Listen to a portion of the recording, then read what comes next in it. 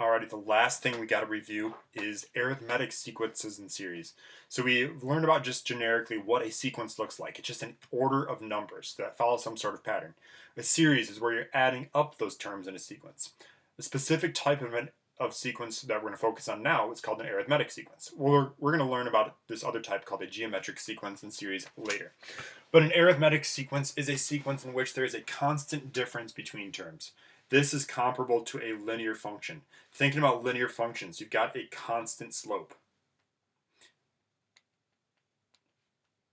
It's pretty similar for arithmetic sequences.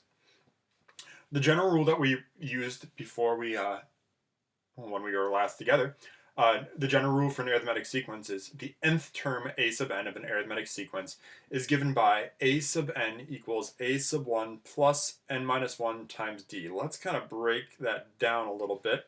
The bottom part of this definition kind of breaks it down for us. A sub 1 is your first term. A sub 1 is your first term, and d is the common difference. Sometimes you'll see it written in a slightly different order, and it makes no difference which order you do it in. So if you want to do it as a sub 1, your first term, plus d, your common difference, times n minus 1, no problem there. Again, you're doing n minus 1 times d, just like we've talked about in the previous type or the previous example, where this addition is commutative, so is multiplication. So n minus 1 times d, d times n minus 1, same thing.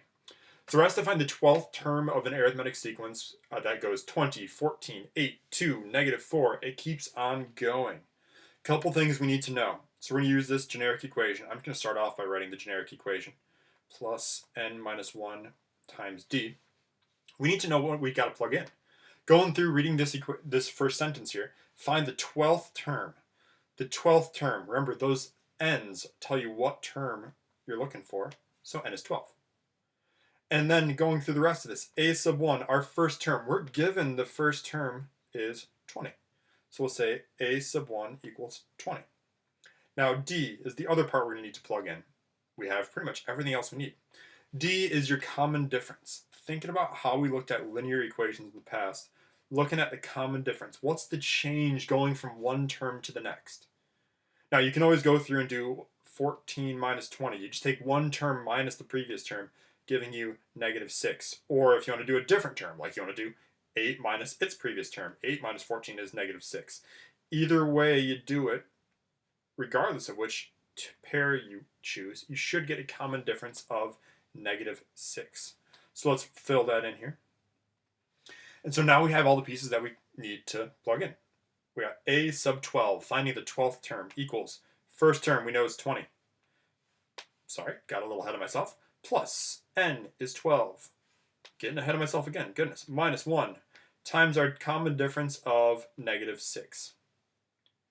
So we have a sub 12 plus 20, equals, goodness gracious, I'm having a hard time speaking. I haven't taught in a month. Let's just blame that. 12 minus 1 is 11, and that's going to get multiplied by negative 6. So we got a sub 12 equals 20 plus 11 times negative 6 is negative 66.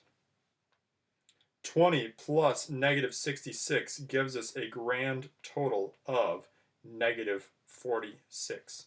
So the 12th term, a sub 12, is negative 46.